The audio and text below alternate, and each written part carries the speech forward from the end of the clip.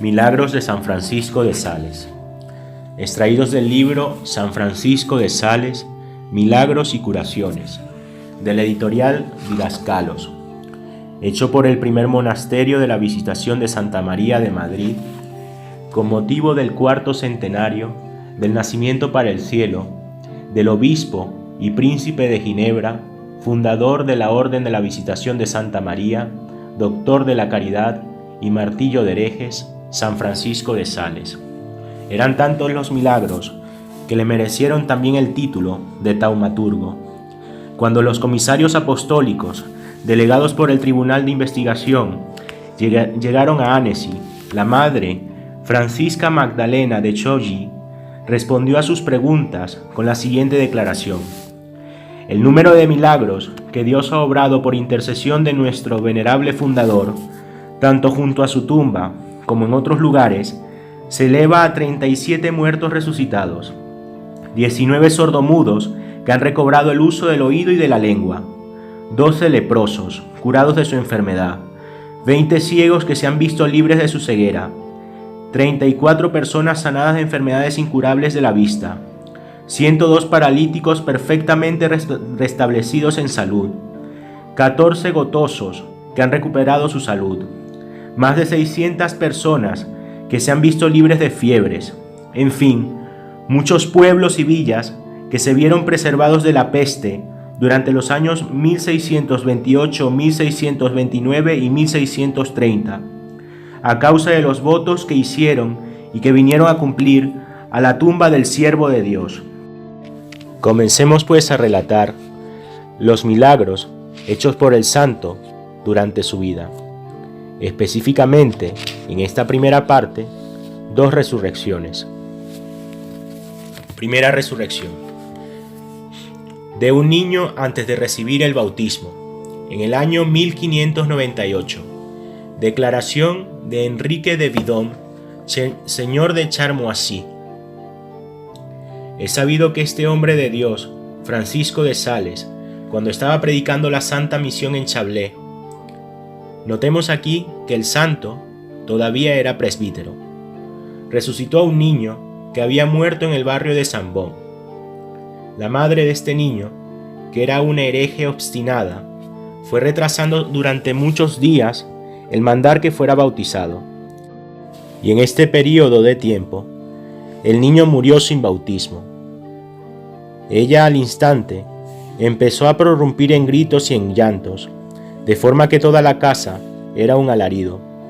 Fue a buscar al señor Bouverat, sacerdote de la Santa Casa de Thonon, para rogarle que permitiera fuera enterrado su hijo en el cementerio en el que los herejes enterraban todavía a sus muertos.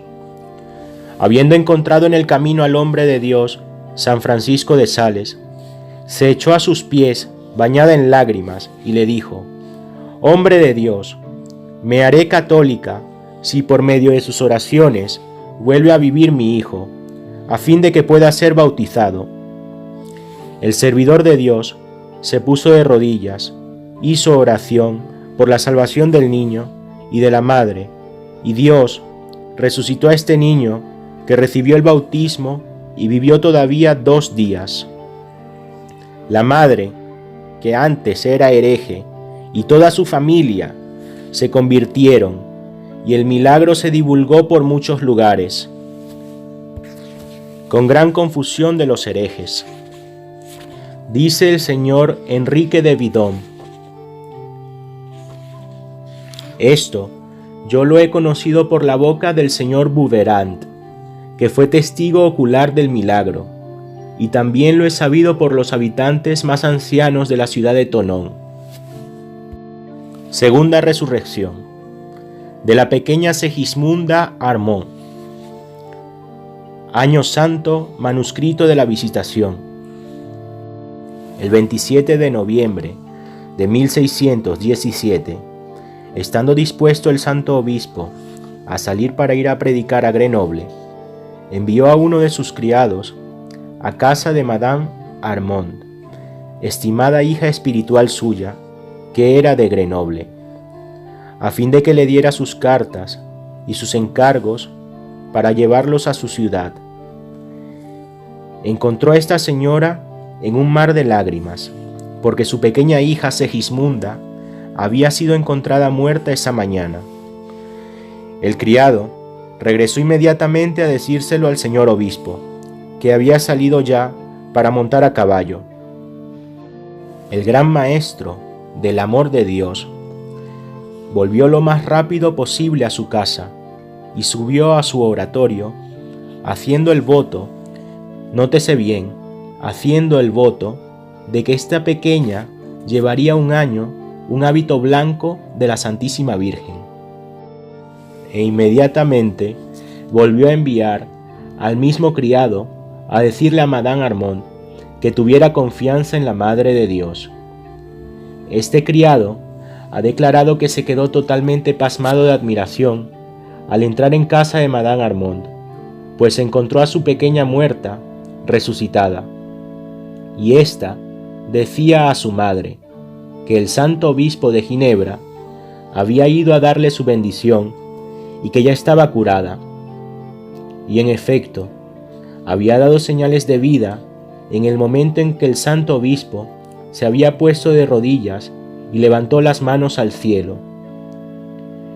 Envió a decir a la madre, el bienaventurado Francisco, que encargara una misa de acción de gracias a Nuestra Señora de la Piedad, y que su hija sería un día hija de Santa María. A partir de estas fechas, solamente la llamaba su pequeña religiosa, y su predicción se cumplió. Esta querida hermana ha vivido con gran edificación en el monasterio de Lyon-Bellecour. Su madre también fue religiosa en ese monasterio. Ahora, hagamos hincapié en dos cosas de estos dos milagros. La primera, la herejía. ¿Qué es la herejía? Como pecado especial contra la fe, se la define. La herejía es el error voluntario y pertinaz de un bautizado contra alguna verdad de la fe católica. No contra toda, sino contra al menos una, de fe divina y católica.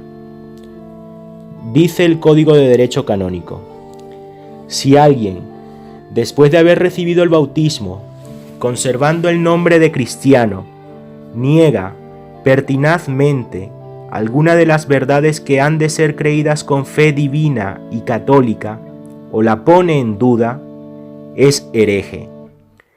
Si abandona por completo la fe cristiana, es apóstata. Finalmente, si rehúsa someterse al sumo pontífice o se niega a comunicar con los miembros de la Iglesia que le están sometidos, es cismático. El cisma, la herejía y la apostasía, además de ser pecados gravísimos contra la fe, que quienes los cometen formalmente y externamente, sea público u oculto, caen en excomunión late sententiae, es decir, ipso facto, sin necesidad de sentencia expresa. Estos pecadores no son como los otros, sino que han naufragado en la fe católica, se han salido de la barca de San Pedro. He aquí la causa por la cual el santo obispo de Ginebra dedicó su vida prácticamente a convertir a los herejes. Tanto fue que logró al final de su vida 72.000 conversiones para la Santa Iglesia Católica. Debo repetir que la apostasía, la herejía y el cisma son pecados gravísimos contra la fe, pero que además, para llevar la pena de excomunión, necesitan serlo de manera formal y externa, no un mero error involuntario o al menos impertinacia de la voluntad, sino formal, un error voluntario y pertinaz contra la fe, además que debe ser externa, no solo debe quedar en la inteligencia, sino que debe ser manifestada de palabra, por escrito o aunque sea por señas, aun sea estando solo el pecador. Si se hace externa, entonces cae en excomunión. La razón es porque de internis non judicat ecclesia. El segundo detalle, al cual le deberíamos prestar mucha atención de estos dos milagros de San Francisco de Sales, es el voto. ¿Qué es el voto? El voto es la promesa deliberada y libre, hecha a Dios de un bien posible y mejor.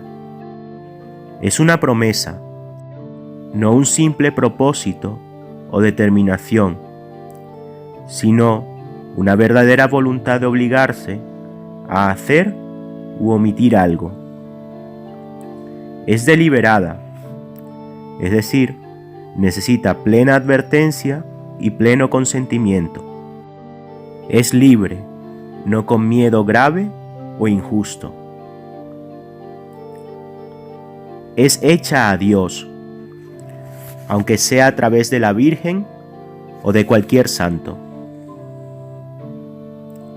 De un bien, pues sería pecado mortal y de suyo es inválido hacer promesa a Dios de un mal.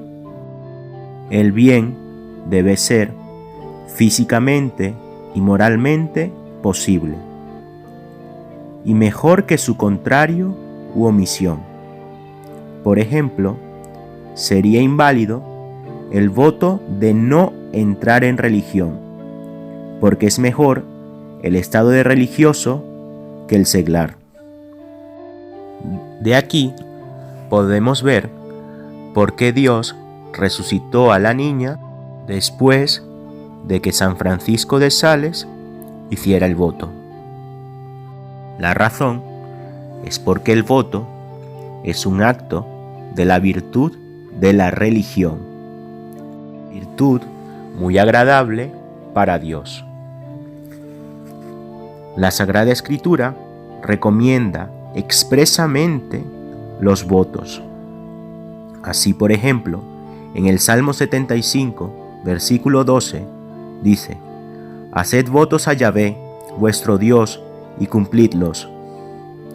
En el Salmo 49, versículo 14, ofrece a Dios sacrificios de alabanza y cumple tus votos al Altísimo. El magisterio de la Iglesia ha fomentado siempre los votos privados y públicos y ha condenado las doctrinas contrarias, sean venidas de los protestantes, de los quietistas o de algunos otros herejes modernos como los modernistas.